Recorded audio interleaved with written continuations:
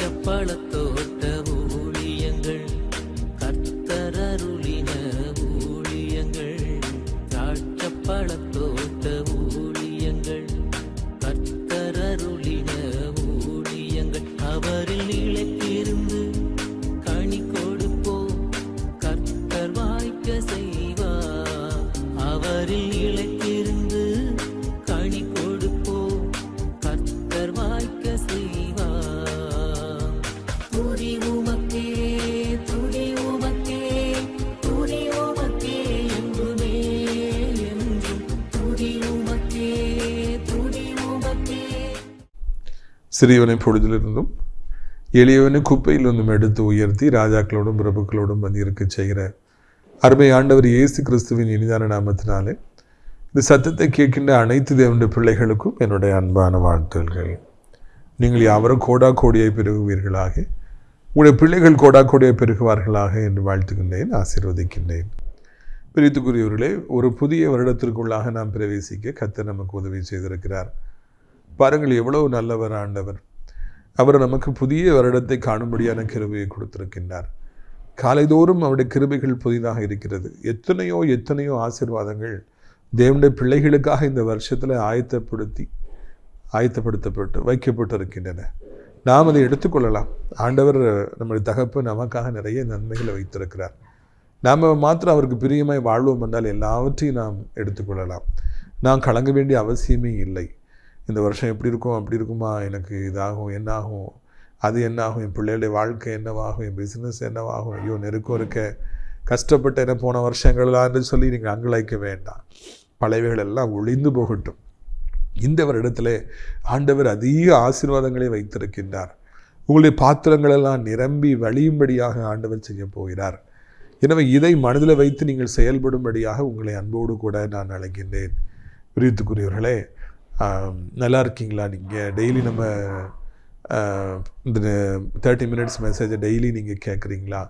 இது உங்களுடைய ஆவிக்குரிய வாழ்க்கைக்கு மிகவும் பிரயோஜனமாக இருக்கும். இதில் கொடுக்கப்பட்ட சத்தியங்கள் உங்கள் இதயத்தை தொடுவதாக, உங்களை ஆறுதல் படுத்துவதாக உணர்வீர்கள் என்றால் நீங்கள் அநேகருக்கு இதை அறிமுகப்படுத்துங்கள். எவரையும் தாக்கி பேச வேண்டும், யாரையும் தாக்கி பேசணும் அப்படிங்கிற நோக்கமே நமக்கு கிடையவே கிடையாது. நமக்கு என்ன வார்த்தைகளை ஆண்டவர் கொடுத்துருக்கிறாரோ அதை மாத்திரம் நம்ம சொல்லுகிறோம், அவ்வளோதான். நம்முடைய நோக்கங்கள் எல்லாம் கர்த்தருடைய ராஜ்யம் இந்த பூமியில் ஸ்தாபிக்கப்படணும், கட்டப்பட்டுக்கிற ஜனங்கள் விடுவிக்கப்படணும், ஆறுதல் இல்லாத ஜனங்களுக்கு ஆறுதல் கிடைக்கணும், இயேசுவை அறியாதவர்கள் இயேசுவை மெய்யான தேவன் கண்டுபிடிக்கணும். அந்த எண்ணங்களோடு தான் இந்த ஊழியம் நடத்தப்படுகிறது அன்றி வேறு எந்த விதமான நோக்கங்களும் நமக்கு இல்லை என்பதை தெரியப்படுத்திக் கொள்ள ஆசைப்படுகிறேன். இந்த ஊழியத்தின் சார்பாக அடைக்கலான் குருவி எனப்பட்ட அந்த முதியோர் இல்லம் ஆவிக்குரிய முதியோர் உள்ளமாக இருந்து அதை மிக சிறப்பாக செயல்பட்டு வருகிறது. 3 வேளையும் அங்கே ஜெபங்கள் நடந்து கொண்டே இருக்கின்றது. அங்கே இருக்கிற ஜனங்களெல்லாம் ஆசீர்வதிக்கப்பட்டிருக்கிறாங்க. அடியாரும் கூட அங்கே கடந்து போய் அவர்களுக்கு ஜெபம் செய்து அவர்களுக்கு கை நீட்டமெல்லாம் நாம் கொடுத்து அவர்களை நாம் உற்சாகப்படுத்தி வருகிறோம். கவலைப்படாதீங்க, ஏசப்பா கூட இருக்கிறாங்கன்னு சொல்லி எல்லாரும் நம்ம உற்சாகப்படுத்தி வருகிறோம். பிரியத்துக்குரியவர்களே, நல்ல உணவு 3 வேளை அவர்களுக்கு பரிமாறப்படுகிறது. விதவிதமான உணவுகள் பரிமாறப்படுகின்றன என்பதையும் உங்களுக்கு நான் அறிவிக்கும்படியாக விரும்புகின்றேன். இது புது வருஷம் இல்லையா? நீங்கள் சேர்றதுக்கு சரியான ஒரு நேரம். உங்கள் பெற்றோர்களை கொண்டு வந்து சேர்ப்பதற்கு இதுவே சரியான நேரம். விரும்பினால் நீங்கள் என்னை தொடர்பு கொள்ளலாம். இந்த அடைக்கலான் குருவிய முதியோர் உள்ளத்தை மறந்துடாதீங்க. தினந்தோறும் ஜெபத்தில் தாங்குங்க. அநேக தியாகத்தினாலே இது நடத்தப்படுகிறது என்பதை நான் உங்களுக்கு நினைவூட்ட விரும்புகின்றேன். பிரியத்துக்குரியவர்களே, அது மாத்திரமல்ல, இந்த வாரம் சனிக்கிழமை புத்தாண்டு வாக்குத்தத்த கூட்டமாக நாகர்கோவிலிலே ஒய்எம்சே ஹாலில் வைத்து நடைபெறுகிறது. நிறைய பேருக்கு ஒய்எம்சே ஹால் தெரியும், இன்னும் தெரியாதவங்க கூட இருக்கலாம். வடசேரி பஸ் ஸ்டாண்டுக்கு பின்னால் WCC காலேஜ் உங்களுக்கு தெரியும். அதுக்கு மேற்கு பகுதியில் விஜயதா கல்யாண மண்டபம் இருக்குது.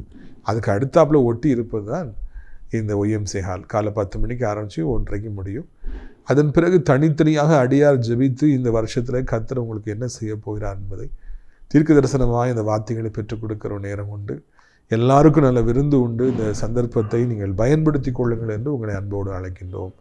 பிரித்துக்குரியவர்களே, இந்த நாளிலே நம்முடைய பிரயோஜனத்திற்காக உபாகம் 33ஆம் அதிகாரம் 29வது வசனம் 268வது பக்கத்தில் இருக்கிறது. உபாகம் 33:29. இஸ்ரவேலே, நீ பாக்கியவான், கர்த்தரால் ரட்சிக்கப்பட்ட ஜனமே, உனக்கு ஒப்பானவன் யார்? இஸ்ரவேலே நீ பாக்கியவான், கர்த்தரால் ரட்சிக்கப்பட்ட ஜனமே உனக்கு ஒப்பானவன் யார்? மோசே எனப்பட்ட அந்த தேவனுடைய தாசன். எவ்வளவு ஒரு அருமையான வார்த்தையை அங்கே அவர் சொல்வதை காண்கிறோம். நன்கு கிறிஸ்துவுக்குள்ளாக நடந்து ஆண்டவருடைய அன்பை ருசித்து அவருடைய ஆசீர்வாதங்களை பெற்றுக்கொண்ட தேவதாசன் தன்னுடைய ஓட்டத்தை முடிக்கின்ற நேரத்தில் திரளாய் கூடியிருக்கிற லட்சம் இஸ்ரவேல் ஜனங்களுக்கு அவர் ஆண்டுடைய வார்த்தையை அறிவிக்கும் பொழுது அவர் சொல்லுகிறார், இஸ்ரவேலே நீ பாக்கியவான், கர்த்தரால் ரட்சிக்கப்பட்ட ஜனமே உனக்கு நிகரானவன் யார் என்று சொல்லி அங்கே அவர் ஒரு வார்த்தையை சொல்லுகின்றார். இஸ்ரவேலர்கள் தான் பாக்கியவான்கள். யார் ஆண்டவரை சொந்த இரட்சகராக ஏற்றுக்கொண்டிருக்கிறார்களோ, யார் ஆண்டவருக்காக வாழும்படியே தங்களை அர்ப்பணித்திருக்கிறார்களோ, யார் ஆண்டவரை அதிகாலமே எழும்பி இரவு நேரங்கள் எப்பொழுதெல்லாம் நேரம் கிடைக்கும் பொழுதெல்லாம் தேடுகின்றார்களோ, யார் ஆண்டவருக்காக தங்களை அர்ப்பணித்திருக்கிறார்களோ, ஊழியங்களுக்காக தங்களுடைய சம்பாத்தியத்தை பயன்படுத்துகின்றார்களோ, அவர்கள் பாக்கியவான்கள், ஆசீர்வதிக்கப்பட்டவர்கள். எனக்கு தெரிந்து என்னுடைய அனுபவத்தில் எத்தனையோ பேர்களை நான் பார்த்துருக்கிறேன். அவங்களுக்கெல்லாம் இருக்கிற திறமை, பேச்சாற்றல், அவங்களுக்கு இருக்கிற ஆற்றலெல்லாம் amazing. It is simply amazing. நமக்கு ஆச்சரியமாக இருக்கும், இப்படிலாம் டேலண்டாக அவங்க இருக்காங்களேன்னு சொல்லிட்டு. எல்லாம் சரிதான். ஆனால் அவர்கள் கிறிஸ்துவை குறித்து தெரியாது. தெரிந்தாலும் கிறிஸ்துவை சொந்த இரட்சகராக ஏற்றுக்கொள்வதற்கு அவர்கள் ஆயத்தமாக இல்லை. You understand this point. அவங்க ரொம்ப திறமையானவங்க தான், எவ்வளோ பெரிய சாதனைகளை செய்கிறாங்க. ஆனால் கிறிஸ்து அவர்களில் இல்லை. அவர்கள் இஸ்ரவேலர்கள் கிடையாது. அப்படின்னா இந்த வாக்குத்தத்தம் அவர்களுக்கு சொந்தமாக இந்த வருஷத்தில் இருக்காது, எப்பொழுதுமே இருக்காது. இஸ்ரவேலே நீ பாக்கியவான், நான் இயேசு கிறிஸ்துவை என்றைக்கு சொந்த இரட்சகராக ஏற்றுக்கொள்கிறோமோ அன்றைக்கு தான் நான் பாக்கியவான், அன்றைக்கு தான் நாம் ஆசீர்வதிக்கப்பட்டவர்கள், அன்றைக்கு தான் நம்முடைய நாமம் நமக்கு நெத்தியில தரிக்கப்படுகிறது, அன்றைக்கு தான் ஆண்டவர் நமக்கு முன்பாக பின்பாக அவர் பக்கபலமாக இருந்து சென்று நமக்காக யாவற்றையும் செய்து முடிக்கின்றவராக இருக்கின்றார். அன்றைக்கு ஆண்டவர் இஸ்ரவேலாக நாம் மாறுகிற பொழுது நமக்காக பெரிய காரியங்களை செய்கின்றவராக இருக்கின்றார். இந்த வருஷத்திலே நமக்கு ஆண்டவர் அநேக நல்ல காரியங்களை செய்ய போகிறார். ஆனால் அவர்களுக்கெல்லாம் அந்த பாக்கியம் கிடையாது. நம்மை விட நல்லவர்கள் இந்த பூமியில் இருக்கிறாங்க. நம்ம ஆண்டவருடைய பிள்ளைகள் நல்லவர்களாய் வாழ்வதற்காகவே பிரயாசப்படுறோம்னா நம்மளை விட எவ்வளோ நல்ல குணங்கள் நிறைந்தவர்கள் ஆண்டவரை அறியாத பின்புலத்திலிருந்து வராங்க. அவங்க எவ்வளவோ நல்ல காரியங்களை செஞ்சாலும் என்ன பிரயோஜனம்? அவர்கள் பாக்கியவான்கள் அல்லவே, கிறிஸ்துவை அவர்கள் அறியவில்லையே. எனது அம்மாவுடைய அக்கா குடும்பத்தார் எல்லாரும், எங்கள் அம்மாவில் எல்லாருமே இன்றைக்கி ஆண்டவரை அறியாதவங்களாக இருக்காங்க. அப்போது இப்போ ரீசெண்டாக பெரியப்பா இறந்துட்டாங்க. அதனால் பிள்ளைங்க அமெரிக்காவிலேருந்து வராங்க. அப்போது எனக்கு வாட்ஸ்அப்பில் எல்லாம் அனுப்பியிருந்தாங்க, நம்ம இந்த சாப்பாடு போடுறோம், அன்னதானம் பண்ணுறோம், சொக்காரங்களுக்கு இதை செய்கிறோம், இந்த மாதிரி இந்த ஹெல்ப் பண்ணுறோம், அந்த ஹெல்ப் பண்ணுறோம், எல்லாம் பண்ணலாம். ஆண்டவரை அறியாதவர்களுக்கு எவ்வளவோ தான தர்மங்கள் செய்யலாம், என்னெல்லாமோ பண்ணலாம், எவ்வளோ பேரில் தூக்கி விடலாம், எவ்வளோ அவங்க என்னெல்லாமோ ஹெல்ப் பண்ணலாம். ஆனால் கிறிஸ்துவருடைய வாழ்க்கையில் இல்லை. கிறிஸ்துவ வாழ்க்கையில் இல்லாதபடியினாலே நான் தெளிவாக சொல்ல முடியும், அவர்கள் பாக்கியவான்கள் அல்ல, அவர்கள் ஆசீர்வதிக்கப்பட்டவர்கள் அல்ல. ஒரு சில உலகப்புறமான ஆசீர்வாதங்கள் இருக்கலாம், ஆனால் அது அவர்களுக்கு நிறைவை தராது, அது சந்தோஷத்தை தரவே தராது. ஒரு சமயம் ஊழியத்தில் ஒரு வித்தியாசமான அனுபவத்தை நான் சந்தித்தேன், மறக்கவே முடியாது. இன்னொரு மாநிலத்துக்கு சென்று ஊழியத்தை செய்யும்படியான ஒரு சூழலை கர்த்தர் சில வருடங்களுக்கு முன்பதாக தந்தார். அப்போது ஆயிரக்கணக்கில் ஜனங்கள் கூடி வந்தாங்க. தேவன் நம்முடைய ஊழியத்திற்கு எனக்கு அடியாருக்கும் நிறைய வல்லமையை கொடுத்துருந்ததுனால கையை நீட்டின உடனே பிசாசுகள் அலறின, பயங்கரமாக ஆட்டம் போட்டுற, முன்னால் வாங்க அப்படின்னா 100 கணக்கில் பிசாசு பிடிச்சவர்கள் ஆடி முன்னால் வந்தாங்க. அதிசயங்கள், அற்புதங்கள் பயங்கரமாக நடைபெற்றது. அப்போ நிறைய பேர் அதை பார்த்து ஆச்சரியப்பட்டு என் கூட கனெக்ட் ஆனாங்க. அப்போது ஒரு சகோதரி என் கூட ஃபோன் பண்ணி, நானும் இதே மாதிரி சுகம் கொடுக்குற காரியங்களை தான் செய்கிறேன், மக்களுக்கு நல்ல காரியங்களை தான் செய்கிறேன் பிரதர், நான் உங்கள் கூட கனெக்ட் ஆகணும் விரும்புகிறேன், உங்கள் ஊழியத்தில் இருக்கணும் விரும்புகிறேன். எனக்கு ரொம்ப சந்தோஷம்.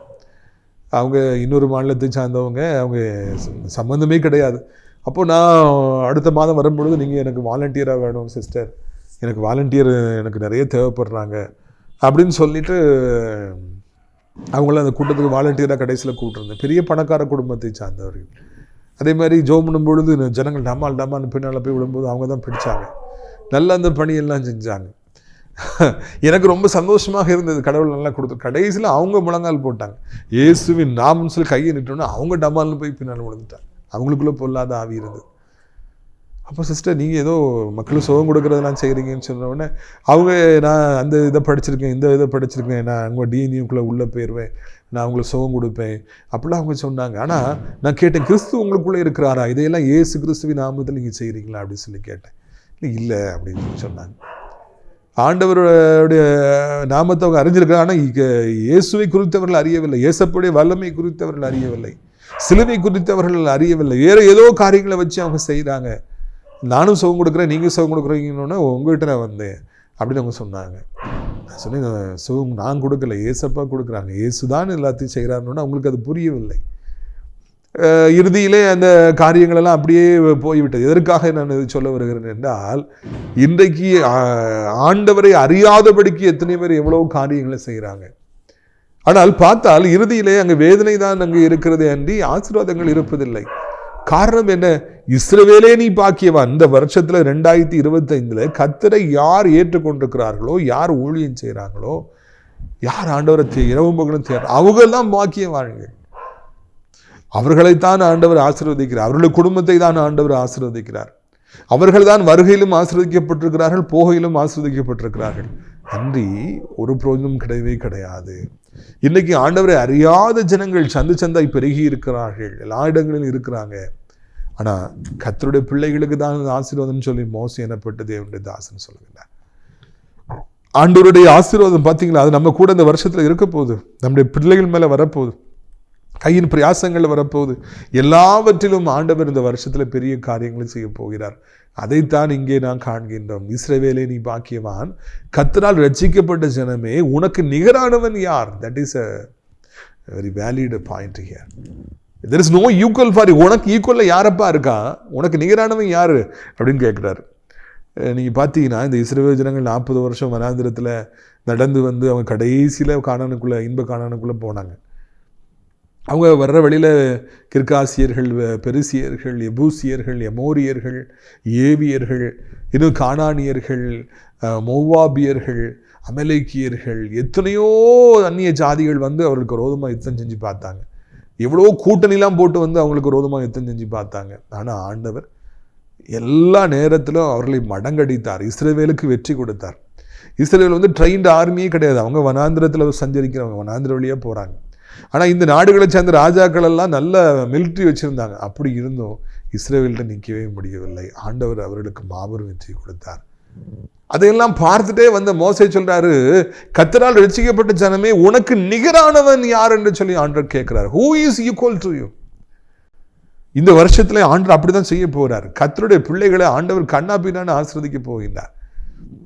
நீங்கள் கர்த்தருடைய பிள்ளைகளாக இருப்பீர்கள் என்றால் உங்களுக்கு ஒருவரும் விளங்கி கொள்ள முடியாத, கிரகிக்க முடியாத ஞானத்தையும் புத்தியும் கொடுக்க போறார். ஆசீர்வாதங்களை அள்ளி அள்ளி கொடுக்க போகின்றார். உங்களுக்கு நிகராக எவர் எவ்வளவு போட்டி போட்டால் நிற்கவே முடியாது. That is thing. இன்னைக்கு எப்படியாவது அவனை நான் முந்திரணும், இவனை முந்திரணும் அப்படின்னு சொல்லி அனைவரும் நினைக்கிறாங்க. எல்லா இடத்துலையும் fierce competition, dog eating dog world. எப்படியாவது நான் தான் அதை அடையணும், நான் தான் முன்னால் வரணும், என் பிஸ்னஸ் தான் நிற்கணும், நான் தான் ஃபஸ்ட்டாக வரணும்னு சொல்லி இன்றைக்கி எப்பளாவும் போட்டி நடக்குது. பயங்கரமான போட்டிகள் உலாவுகின்றன. எங்கே போனாலும் சரி போட்டி தான். ஆனால் உங்கள் கூட நிறைய பேர் போட்டி போடலாம், உங்களையும் முந்தணும்னு சொல்லி நினைக்கலாம், வேலை பார்க்குற இடத்துல உங்களோட பெரிய ஆளாகணும்னு சொல்லி நினைக்கலாம், பெரிய போஸ்ட்டுக்கு வரணும்னு நினைக்கலாம், என்னெல்லாமோ நினைக்கலாம். ஆனால் உங்களுக்கு நிகரானவன் யாருமே இல்லை என்கிற ஒரு சூழ்நிலை இந்த வருஷத்தில் கர்த்தர் உங்களுக்கு உண்டாக்க போகின்றார். அதைத்தான் இந்த நாளிலே உங்களுக்கு நான் அறியப்படுத்த முடிய விரும்புகிறேன்.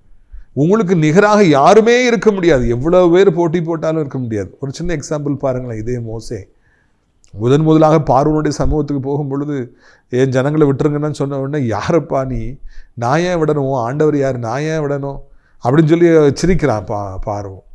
அப்பொழுது ஆண்டவருடைய கரம் மோசையோடு இருந்ததுனால இப்போ அவர் கம்பு எடுத்து போடுறாரு, அந்த கம்பு பாம்பாக மாறுகிறது. அப்படி அந்த அரசவை நடுங்குது, பெரிய பாம்பு வந்து படம் எடுத்து நிற்குதுன்னு சொல்லிட்டு. உடனே அந்த பார்வோனை பாருங்கள், அவன் மந்திரவாதிகளை தான் பக்கமாக வச்சுருந்தானா அவங்களெல்லாம் கூப்பிடுறான், நீங்களும் வந்து இந்த மாதிரி பண்ணுங்க. அவங்களும் வராங்க. எகிப்து என்பது மந்திரவாதத்தின் ஒரு பூமி. அவங்களும் கம்பை போடுறாங்க, அதுவும் எல்லாம் பாம்பாக மாறி நிற்குது. ஆனால் அதில் கவனிக்க வேண்டிய விஷயம் என்னவென்றால், மோசையுடைய பாம்பு எல்லா பாம்புகளையும் விழுங்கி போட்டது. கொஞ்ச நேரத்தில் டக்குன்னு எல்லாத்தையும் விழுங்கிடுது. அந்த பாம்புகள்லாம் காணவே இல்லை. மோசைக்கு நிகராக அந்த மந்திரவாதிகளால் நிற்கவே முடியல. கொஞ்சம் காலம் அவர் செய்கிற அற்புதங்களை அவங்க செய்கிறாங்க. அதுக்கு பிறகு எங்களால் முடியல, இது கர்த்தருடைய விரல், ஆண்டவர் எங்களை வாதிக்கிறாருன்னு சொல்லிட்டு அவங்களாம் ஓடுறாங்க. முதலாவது நாங்களும் மோசையை போல அற்புதத்தை செய்வோம், அதிசயத்தை செய்வோம். அங்கே வந்தாங்க. பார்வோனங்கள்லாம் பார்த்துட்டு பார்த்தியா, நானும் இப்படி ஆள் வச்சுருக்கேன், நானும் இப்படி அதிசயம் செய்வேன்னு சொல்லி சொன்னா நீ ரொம்ப பெரிய ஆளை நினைக்காத பாரு, என்கிட்ட இப்படி ஆட்கள்லாம் இருக்குது பாரு, அவங்களும் இப்படி செய்கிறாங்க பாரு அப்படின்னு சொல்லிட்டு இருந்தேன். ஆனால் அதுக்கு பிறகு ஒரு கட்டத்தில் அவங்களால மோசைக்கு நிகராக நிற்க முடியல. அந்த ஆண்டோடைய வாதம் அவங்க மேலே வந்த பொழுது அவங்களும் வாதிக்கப்பட்டாங்க. ஐயோன்னு அவங்களும் அலர்னாங்க, நாங்கள் வரவே மாட்டோம், இது கர்த்தருடைய விரல் அப்படின்னு சொன்னாங்க. மோசைக்கு நிகராக யாருமே நிற்க முடியவில்லை என்பதுதான் உண்மை. அதெல்லாம் தான் அனுபவத்தில் ஒரு உணர்ந்தான் சொல்றாரு. ரட்சிக்கப்பட்ட ஜனமே, கர்த்தரால் ஆசீர்வதிக்கப்பட்ட ஜனமே, உனக்கு நிகரானவன் யார்? எந்த நாட்டில் இருந்த செய்தி நீங்க கேட்டுட்டு இருந்தாலும் சரி, என்ன மொழி பேசுறவங்ககிட்ட நீங்க வசிச்சுக்கிட்டு இருந்தாலும் சரி, இன்னைக்கு உங்களை யார் பயமுறுத்திட்டாலும் சரி, இல்லையா, கர்த்தர் சொல்ற வசனம், உனக்கு நிகரானவன் யாரப்பா? Who is equal to you? யாருமே உங்களுக்கு எதிரிகளாக நிற்க முடியாது, உங்களை யாருமே அழிக்க முடியாது. அவர்கள் எல்லாரும் வாதிக்கப்படுவார்கள். இந்த வருடத்தில் கர்த்தரோ உங்களை உயர்ந்த அடைக்கலத்தில் வைப்பார். அதைத்தான் இந்த இடத்துல நான் காண்கிறேன். உனக்கு நிகரானவன் யார்? Who is equal to you? இதுக்கு இந்த வசனம் இப்படியாக சொல்கிறது பாருங்க. உனக்கு சகாயம் செய்யும் கேடகமும் உனக்கு மகிமை பொருந்திய பட்டயமும் அவரே. உனக்கு சகாயம் செய்யும் கேடகமும் மகிமை பொருந்திய பட்டயமும் அவரே. ஒரு யுத்த வீரனுக்கு கேடகம் தேவை. ஏன்னா அவன் எதிரி வெட்டும் பொழுது அந்த கேடகத்தை வச்சு தான் தடுக்கிறாங்க. அவன் மேலே வெட்டு விழுந்துடக்கூடாது, ஆபத்து வந்துடக்கூடாது, ரத்தம் சிந்திடக்கூடாது. கேடகம். அடுத்தாப்புல எதிரியை வெட்டி போட வேண்டும் என்றால் பட்டயம். இந்த ரெண்டும் தேவை. ஒரு யுத்த வீரனுக்கு கேடகமும் பட்டயமும் இல்லை என்றால் அவன் யுத்தத்துக்கு போக முடியாது. அவன் ராஜாவுக்கு பிரயோஜனமானவனாக இருக்க முடியாது, நாட்டுக்கு பிரயோஜனமானவனாக இருக்க முடியாது, அவன் சத்துரு அழிக்கப்பட முடியாது. கேடகமும் வேண்டும், பட்டயமும் வேண்டும். ஆண்டவர் தான் நம்முடைய கேடகம், ஆண்டவர் தான் நம்முடைய பட்டயம். ஆபத்து வரும்பொழுது அவர் கேடகமாக நம்மை நின்று நம்மை பாதுகாக்கின்றார். அந்த கொரோனா வந்த பொழுது நிறைய பேர் அந்த கோவிட் இன்ஜெக்ஷன் போட்டுக்கிட்டாங்க. கோவிஷீல்டு இன்னும் என்னெல்லாமோ போட்டாங்க. கோவின் அந்த வேக்சின் தான் கேடயமாக இருக்குது அப்படின்னு சொன்னாங்க. பிரியத்துக்குரியவர்களே, நமக்கு கேடை நம்முடைய ஆண்டவர் தான். அவர் தான் நம்மை பாதுகாக்கிற. ஆபத்து வருகிறது, ஒருத்தன் நமக்கு விரோதமாக வாரான் அப்படின்னா அவர் தான் நம்மளுக்கு கேடயமாக இருந்து நமக்கு ஆபத்து வராதபடி பாதுகாக்கிறார். மழை போல வருகிற ஆபத்துக்களை ஆண்டவர் பனி போல நம்முடைய வாழ்க்கையை விட்டு நீக்கி விடுகிறார். முதலாவது அதை செய்கிறார். ரெண்டாவது மகிமை பொருந்திய பட்டயம் அவரே. நாம் யுத்தம் செய்யவே மாட்டோம், யுத்தம் செய்ய வேண்டாம், யுத்தம் செய்ய வேண்டிய அவசியம் இல்லை. நாம் யுத்தம் செய்யும்படியாக அழைக்கப்படவும் இல்லை. கர்த்தர் நமக்காக யுத்தங்களை செய்கின்றவராக இருக்கின்றார். இந்த வருடத்தில் ஆண்டவர் உங்களுக்கு பட்டயமாக இருந்து உங்கள் எதிரிகளை வெட்டி போடுவார். உங்களுக்கு எதிர்க்கிற பொல்லாத கிரியைகளை அவர் வெட்டி போடுவார். இந்த வருஷத்தில் பல மகிமையான காரியங்களை நீங்கள் காண்பீர்கள். கர்த்தர் உங்களுக்கு பட்டயமாக இருந்து அவர் செயல்படுவதை நீங்கள் பார்ப்பீர்கள். இந்த வருஷத்தில் ஒன்று ஆண்டவர் உங்களை காக்கின்றார், இன்னொன்று ஆண்டவர் உங்களுக்கு யுத்தங்களை செய்கின்றார். First of all is defending you. உங்களுக்கு வர்ற ஆபத்து, உங்களுக்கு வர்ற வியாதி, விபத்து, நாசம், மோசம், பொல்லாத மனுஷங்க, அவங்க போடுற கீஸ் எல்லாத்தையும் அவர் ஷீல்டாக இருந்து தடுத்துக்கிறார். உங்களுக்கு ஒரு ஆபத்தும் வரவிடாதபடி தடுக்கிறார். ரெண்டாவதாக அவர் செய்கின்றார் பட்டயமாக, மகிமைப்படுத்தி பட்டயமாக எதிரிகள் எல்லாரையும் அவர் வெட்டி போடுகிறார். இதைத்தான் இந்த வருஷத்தில் நீங்கள் காணப்போகின்றீர்கள். நமக்கு ஒரு பாதுகாவல் தேவை. இந்த பொல்லாத உலகத்தில் நமக்கு ஒரு பாதுகாவல் தேவை. பாதுகாவல் இருந்தால் தான் நம்ம வாழ முடியும். ஐயோ, இந்த வீட்டை விட்டு நம்ம வெளியே போய் திரும்பி வரணும்னா அதை கர்த்தருடைய கிருபை. அடுத்தாப்புல ஆண்டுடைய பாதுகாவல் இல்லாமல் வாழவே முடியாது. சவுத் கொரியாவில் பாருங்கள், இன்னொரு நாட்டிலேருந்து எனக்கு ஒரு 200 பயணிகிட்ட வராங்க, பேசஞ்சர்ஸ் இருக்காங்க. நல்லா ட்ராவல் பண்ணி ஏர்போர்ட்டுக்கு வந்தாச்சு. ஃப்ளைட்டு லேண்ட் ஆகிற நேரத்தில் ஒரு சாதாரண பறவை அந்த ஃபேனில் முட்டினதுனால கண்ட்ரோலை இழந்து கீழ் சக்கரம் அது வெளியே வராதனால கண்ணுமைக்கு நேரத்திற்குள்ளாக முட்டி 150 பேர்ட்டு அங்கே மரிச்சு போனாங்க. உலகத்திலே ஒரு சுகமான ஒரு பிரயாணம், சேஃபஸ்ட் ஜேர்னி அப்படின்னா வானத்தில் பறந்து போகுது. அது எத்தனை பேருடைய கனவாக இருக்கிறது. ஆனால் அந்த பிரயாணத்தில் போனவர்களுக்கு உயிர் இல்லாமல் போய்விட்டது. அவர்களுடைய கதை முடிந்து போய்விட்டது. ஒரு சின்ன ஒரு பறவை, ஒரு பேட், அவ்வளோதான் போய் முட்டினதுனால அவங்களுடைய கதையை முடிந்து விட்டது. ஆனால் நமக்கு அப்படி ஒரு நிலைமை வருகிற பொழுது ஆண்டவர் அந்த பேடை தடுக்கிற கேடயமாக இருக்கார். நோனோ, என் பையன் உள்ளே இருக்கிறான், என் மகா உள்ளே இருக்கிறான், நோனோ கிட்ட போகாத, வேண்டாம் வேண்டாம். பிரியத்துக்குரியவர்களே, ஆண்டவர் கேடகமாக இருந்து நம்ம உள்ளே இருந்தோன்னா நம்மளை பாதுகாப்பார். அதைத்தான் நீங்கள் புரிந்து கொள்ள வேண்டும். ஒரு பொல்லாத ஆவி எந்த ஊழியக்காரனுக்கும் அடங்காது, எல்லா ஊழியக்காரனையும் அவமானப்படுத்தும், வேட்டையை உருவி விட்டுரும், கெட்டவன் சொல்லி ஏசும். என்னையும் அப்படியே சிறுமைப்படுத்த வேண்டும், வெட்கப்படுத்தணும்னு சொல்லி வரும்பொழுது, தூரத்திலிருந்து வரும்பொழுது ஆண்டவர் குறுக்கிட்டு சொன்னார், இது என்னுடைய மகன், என்னுடைய உண்மையான ஊழியக்காரன், அவன் சொல்றதுக்கு நீ கீழ்ப்படியணும், அவனை எதிர்த்து நீ பேசக்கூடாது என்று அவனை எச்சரித்தார். அந்த ஆவியை எச்சரித்தார். அந்த ஆவி வீட்டுக்கு வந்த பொழுது நான் என்னவெல்லாம் சொன்னேனோ அதுக்கெல்லாம் கீழ்ப்படிந்தது.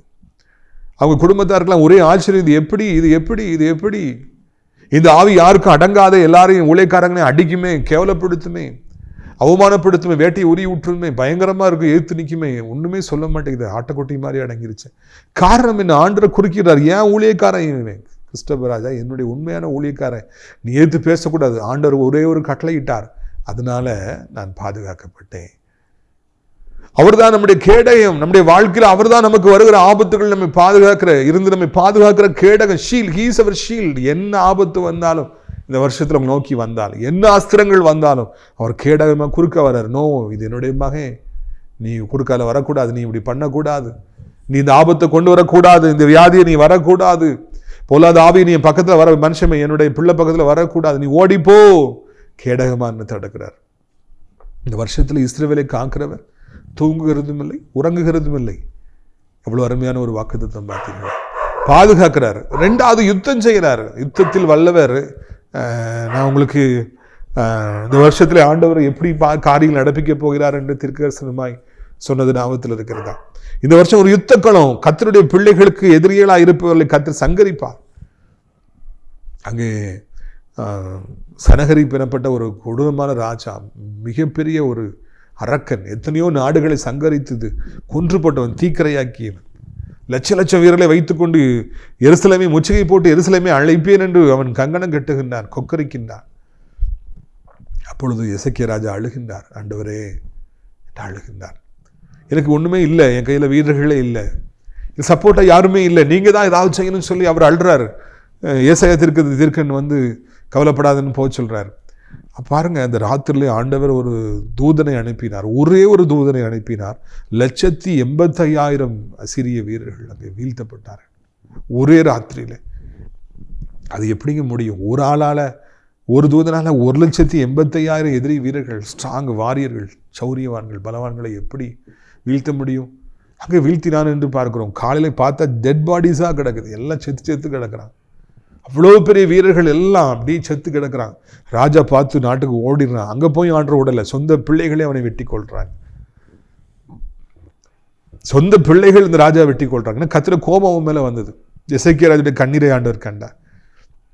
இந்த வருஷத்துல அப்படியே உங்களுக்கும் யுத்தங்களை செய்வார். உங்களை யாரெல்லாம் அழிப்பேன், உங்களை எப்படி பண்ணிடுவேன், இப்படி பண்ணிடுவேன், உன் பிள்ளையை அப்படி பண்ணிடுவேன், இப்படி பண்ணிடுவேன் யாரெல்லாம் மிரட்டுறாங்களோ அவர்கள் எல்லோரையும் ஆண்டவர் சங்கரிப்பார் எனப்பட்ட ஒரு நல்ல செய்தியை உங்களுக்கு நான் அறிவிக்கும்படியாக விரும்புகிறேன். இந்த வருஷம் கர்த்தர் உங்களுக்காக யுத்தம் செய்யறது உங்களுக்கு கண்கள் காணும்.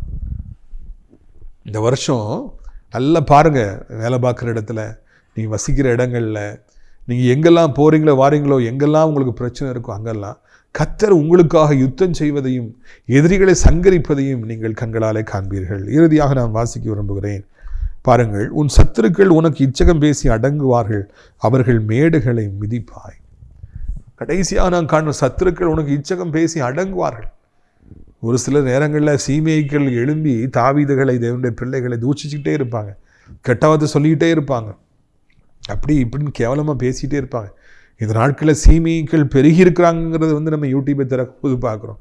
கேவலமாக பேசுகிறவங்க, பிறருடைய அந்தரங்க வாழ்க்கையில் கேவலமாக பேசுகிறவங்க எவ்வளோ பேர் இருக்காங்க. தேவனுடைய பிள்ளைகளை கேவலமாக பேசுகிறவங்க எவ்வளோ பேர் இருக்காங்க. இச்சகம் பேசி அடங்குவார்கள். இந்த வருஷத்தில் 2025 ஆண்டவர் சொல்கிறாரு, உன் சத்துருக்கள் உனக்கு விரோதமாக இச்சகம் பேசுகிறவங்கெல்லாம் அடங்கிடுவாங்க. ரொம்ப காலமாக உங்களை வேதனைப்படுத்தி, வார்த்தைகளால் வேதனைப்படுத்திக்கிட்டே இருந்தவங்க, கெட்ட வார்த்தை பேசிக்கிட்டே இருந்தவங்க, துக்கப்படுத்தின அந்த வருஷம் அடங்கி போயிடுவாங்க. அவங்க அப்படி வாயெல்லாம் அப்படி கெட்டப்பட்டு போய்விடுவாங்க, பூமியில் இல்லாமல் போயிடுவாங்க. உன் சத்துருக்களுடைய மேடுகளை நீ மிதிப்பாய். எவ்வளவு ஒரு அற்புதமான ஒரு வாக்குத்தத்தம். இது வரைக்கும் அவங்களுக்கு என்னெல்லாம் வல்லமை இருந்ததோ, எந்த ஆவிகள்லாம் உதவி செய்ததோ, அதுவரையில் நீ மிதிப்பாய். சிங்கத்தின் மேலும் பாலசிங்கத்தின் மேலும் நீ நடந்து அவைகளை மிதித்து போடுவாய். 91ஆம் சங்கீதத்தில் குறிப்பிடப்பட்டிருக்கிற அந்த வாக்கு தத்தங்கள் எல்லாம் இந்த வருடத்தில் நடைபெறுவதை நீங்கள் அவர்களை மிதித்து போடுவதை நீங்கள் காண்பீர்கள். கர்த்தர் இந்த வருஷத்திலே உங்கள் சத்துருக்களை மிதித்து போடுவார். ஆமாம். யாரெல்லாம் இத்தனை வருஷம் உங்களை குறித்து கேவலமாக பேசிக்கிட்டே இருந்தாங்களோ உங்களுடைய வாய்கள் எல்லாம் அப்படியே அடங்கி போவதை நீங்கள் காண்பீர்கள். யாரெல்லாம் அங்கே எந்திச்சு உங்களுக்கு விரோதமாக பேசினாங்களோ, உங்கள் குடும்பத்துக்கு விரோதமாக பேசினாங்களோ, யாரெல்லாம் உங்களுக்கு கெடுத்து பேசினார்களோ அவர்கள் எல்லாம் அடங்கி போவார்கள். இச்சகம் பேசி அடங்கி போவார்கள் இந்த வருஷத்தில். அது மாத்திரமல்ல, அவர் மேடுகளை மிதிக்கும்படியான கிருபைகளை இரக்கத்தை எல்லாம் ஆண்டவர் இந்த வருஷத்தில் தருவார். இதை நீங்கள் மறந்துவிடக்கூடாது என்று உங்களை அன்போடு அழைக்கிறேன். இந்த 2025 வருஷத்தில் கர்த்தர் எல்லா ஆசீர்வாதங்களையும் தர கேடகமாக இருப்பார், பட்டயமாக இருப்பார். எங்களுக்கு விரோதமாக பேசுகிறவங்களாம் அடங்கி போயிடுவாங்க. அவங்க மேடுகளை மிதிப்பீங்க. உங்களுக்கு நிகராக யாருமே இருக்க முடியாது. நீங்கள் பாக்கியவானாக இருப்பீங்க, பாக்கியசாலியாக இருப்பீங்க. உங்களுடைய ஆசீர்வாதத்துக்காக நான் ஜெபிக்கும்படியாக விரும்புகிறேன். இந்த வருஷத்திற்காக கண்களை மூடுவீர்களா? அப்பா பிதாவே, இந்த அருமையான நாளிலும் கூட எங்களோடு பேசுகிற உங்களுடைய அருமையான வார்த்தைகளுக்காக நன்றி நன்றி நன்றி. இது அருமையான நாளிலும் கூட கர்த்தாவே சோத்திரமையா, சோத்திரமையா, சோத்திரமையா. எவ்வளோ அருமையான வாக்குத்தத்தங்களை கர்த்தாவே எங்களுக்கு தந்தீங்க ராஜா. ஆண்டவரே, நீங்கள் எங்களை பாக்கியவான் என்று அழைக்கிறீங்கப்பா. இந்த உலகத்தாரை எங்களை பாக்கியவான் என்று சொல்லி அழைக்கும். எங்கள் குடும்பத்தார் எங்களை பாக்கியவான் என்று அழைப்பார்கள். இந்த வருஷத்தில் கர்த்தாவே சோத்திரமே, நம்ப முடியாத நன்மைகளை எங்களுக்கு நீங்கள் தரப்போறீங்க. அதற்காக நன்றி ஐயா. உனக்கு நிகரானவன் யாருன்னு சொல்லி கேட்டீங்கப்பா. ஏசப்பா, எங்கள் நிகராக ஒருவரும் இல்லாதபடிக்கு ராஜா, ஒருவரும் எங்களிடத்தில் போட்டி போட முடியாதபடிக்கு ஆண்டவரை நீங்கள் எங்களை அளவில்லாமல் உயர்த்துவீங்க, ஆசீர்வதிப்பீங்க. அதற்காக நமக்கு நன்றி ஐயா. ஏசப்பா, எங்களுக்கு கேடக நீங்கள், பட்டையை நீங்கள், எங்களை பாதுகாக்கிறீங்க. எங்களுக்காக நீங்கள் யுத்தங்களை செய்து வெட்டி போடுறீங்க. எங்களுக்கு விரோதமாக யாராக இவ்வளோ காலம் பேசிகிட்டு இருந்தாங்களோ வாயில் அடங்கி போகும், வெக்கப்பட்டு போவாங்க. அதற்காக நமக்கு ஸ்தோத்திரம் ஐயா. சத்துருக்களை மிதித்து போடுவீங்க. நன்றி ராஜா. இந்த அருமையான நாளிலும் கூட வியாதிப்பட்டிருக்கிற பிள்ளைகளுக்கு எப்படியாவது அற்புத சுகத்தை தாருங்க, அதிசய சுகத்தை தாருங்க. மருத்துவர்களால் கைவிடப்பட்ட நிலைமையில் இருப்பவர்களை கூட ஆண்டவரை சுகப்படுத்து. நடக்க முடியாத பிள்ளைகள் நடக்கட்டும், செயல்படாத அவயங்கள் செயல்படட்டும். மூளை வளர்ச்சி இல்லாத பிள்ளைகளுக்கு அற்புதங்களை செய்யுங்க, அடையாளங்களை செய்யுங்க. சாசுப்பிடிகள் இருந்து அலறி பயந்து ஆண்டவரே செத்து போய் விடுவேன் என்று மரண பயத்தில் இருப்பவர்களை எப்படியாவது விடுவீங்க. தீராத வியாதிகள் தீரட்டும், தீராத பிசாசின் உபத்திரவங்கள் பிள்ளைகளை விட்டு நீங்கட்டும். ஆண்டவரே, புண்கள் ஆறட்டும், கட்டிகள் மறையட்டும், வேதனைகள் மறையட்டும். தூக்கம் இல்லாதவர்களுக்கு நல்ல தூக்கத்தை தாரும், சாப்பிட முடியாதவர்களுக்கு நல்ல சாப்பாட்டை தாரும். ஏசப்பா, இந்த அருமையான நாளிலும் கூட உடைய பிள்ளைகள் ஒவ்வொருவருக்கும் கர்த்தாவே நீர் உதவி செய்ய வேண்டும் என்று சொல்லி கெஞ்சி மன்றாடுகிறோம் ஐயா. எந்த வியாதியோடு பிள்ளைகள் இப்பொழுது கேட்டுக்கொண்டிருந்தாலும் சரி, அவர்கள் சுகம் தரணும். 2025 வியாதி இல்லாத ஒரு வருடமாக அவர்கள் வாழத்தக்கதாக, வேதனை இல்லாத ஒரு வருடத்தை வாழத்தக்கதாக நீங்கள் உதவி செய்யுங்க. பொருளாதார ஆசீர்வாதங்களுக்காக ஜெபிக்கிறோம் ஐயா. வளம் இல்லாமல் யாரால இந்த பூமியில் வாழ முடியுமாப்பா? இதற்கு எடுத்தாலும் பணம் தேவையே. ஆண்டவரை வரவு ஆண்டவர் 8 செலவு 10 என்று சொல்லி இருக்கிறது என்றால் எப்படி இந்த பூமியில் வாழ முடியும்? உன் பாத்திரம் நிரம்பி வழின்னு சொல்லி சொன்னீங்களே, இந்த வசனத்தை நினைச்சுக்கிடுங்க. 2 பேரையும் 5 அப்பத்தையும் பெருக 5000 பேருக்கு பெருக பண்ணுங்க. நம்முடைய பிள்ளைகள் தொடுவதெல்லாம் வெற்றியாக இருக்கட்டும். புது புது வருமானங்களை ஏற்படுத்தி கொடுங்க. பொல்லாத மனிதர்களுக்கும், வியாதிகளுக்கும், உபத்திரவங்களுக்கும், தகப்பன நிந்தைகளுக்கும் உடைய பிள்ளைகளை தனிமைக்கு விலக்கி பாதுகாத்து கொள்ளுங்க ஐயா. நீண்ட காலமாய் காத்திருக்கிற பிள்ளைகள், திருமணம் ஆகலையே, குழந்தை இல்லையே என்று தாங்கி ஏங்கி தவிக்கிற பிள்ளைகளுக்கு இந்த வருஷத்தில் நிச்சயமாய் ஒரு ஆசீர்வாதத்தை செய்யுங்க. இந்த வருஷத்தில் மருத்துவமனை, ஹாஸ்பிட்டலு, ஆண்டவர் காத்து கிடந்தேன், ஊசியை போட்டேன், டெஸ்ட் ஏறிச்சிங்கிற பேச்சே இல்லாதபடிக்கு கர்த்தர் பாதுகாத்து கொள்ளுங்க. எல்லா நாசமோசங்களும் விலக்கி பாதுகாத்து கொள்ளுங்க. கஞ்சா போதைக்கு அடிமையாக இருக்கிறவங்க, கெட்ட வார்த்தை, கெட்ட நண்பர்களுக்கு அடிமையாக இருக்கிறவங்க, கொடூரமான பிள்ளைகளை, பேலியலின் பிள்ளைகளை பெற்றெடுத்துட்டோமேன்னு சொல்லி வருத்தப்படுறவங்க எல்லாருக்காக உதவி செய்யுங்க. அவர்களை மாற்றுங்க. கல்லான இதயத்தை எடுத்து சதையான இதயத்தை பொறுத்துங்க. மொபைல் அடிமைத்தனங்கள், பைக் அடிமைத்தனங்கள் ஜனங்களை, வாலிபர்களை விடுவீங்க. அவளை பெற்றுடைய கண்ணீருக்கு நீங்கள் பதில் சொல்லுங்கப்பா. ஆண்டவரை, அப்பாவியின் மேலே மூட்டி அவர்களும் செத்து அப்பாவிகளை கொண்டு சாபங்களை சம்பாதித்து விடாதபடி கர்த்தாவே எங்களை வாழ வைக்க வேண்டும் என்று சொல்லி கெஞ்சுக்கிறோம். ஆண்டவரை, சகப்பனை ஏங்கி தவிக்கிற மக்கள் ஒவ்வொருவருக்கும் உதவி செய்யுங்க. இந்த வருஷத்தில் உடைய பிள்ளைகளை அளவில்லாமல் நீங்கள் ஆசீர்வதிங்க. உலகம் இருக்கிற அத்தனை நாடுகளையும் ஆசீர்வதிங்க, அத்தனை மக்களையும் ஆசீர்வதிங்க. இந்திய தாய் திருநாட்டை, தமிழ்நாட்டை ஆசீர்வதிங்கப்பா. அனைத்து மக்களையும் ஆசீர்வதிங்க. அனைத்து தேவனுடைய பிள்ளைகள், ஆலயங்கள், திருச்சபைகள், ஊழியக்காரர்கள், பாஸ்டர்ஸ் எல்லாரையும் ஆசீர்வதிங்க. நாசிரியர் திராட்சைப்பழத்தோட்ட ஊழியர்களை நேசிக்கிற, நாள்தோறும் நம்முடைய நிகழ்ச்சிகளை பார்க்கிற, அறிமுகப்படுத்துகிற கர்த்தாவே சோத்திரம் ஐயா. அடைக்கலான் குருவி இல்லத்தை ஜெபத்தினாலே காணிக்கையில தாங்கிற, அறிமுகப்படுத்துகிற நல்ல உள்ளங்கள் அநேகர் உண்டவர்கள் ஒவ்வொருவரையும் ஆசீர்வதிங்க. அப்போ அநேகரை அடைக்கலான் குருவி இல்லத்தை தங்கும்படி அழைச்சிட்டு வாங்க, மகிமைப்படுங்க. இரட்சகர் இயேசுவின் மூலம் ஜெபிக்கிறவங்க நல்ல பிதாவே, ஆமென். என் ஆத்துமாவை கர்த்தரை சோத்திரி, என் முழு உள்ளமே அவருடைய பரிசுத்த நாமத்தை சோத்திரி. என் ஆத்துமாவை கர்த்தரை சோத்திரி, அவர் செய்த சகல உபகாரங்களையும் ஒரு பொழுதும் மறவாதே, ஆமென். உடைய கர்த்தராகிய இயேசு கிறிஸ்துவின் கிருபை, பிதாவாகிய தேவனுடைய அன்பும் பரிசுத்த அந்யோன்யம் ஐக்கியமில்லாத பிரசன்னம் உங்கள் அனைவருடைய இன்றைக்கும் சதா காலங்களிலும் நிலைத்திருப்பதாக. அல்லேலூயா அல்லேலூயா. God bless you. Amen.